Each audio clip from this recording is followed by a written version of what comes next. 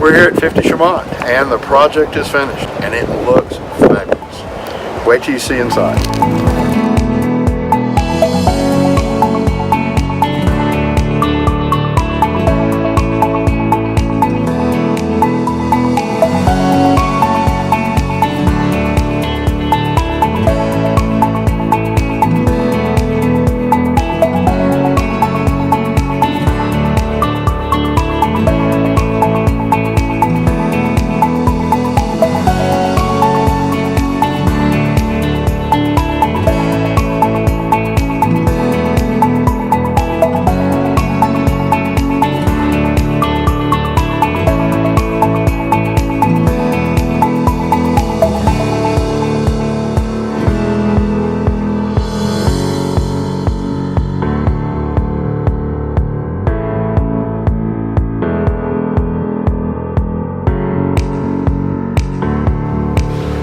So finally, 50 Chaumont is finished.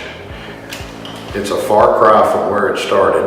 Which if you go back and look at our first video, she was rough, but now she's gorgeous.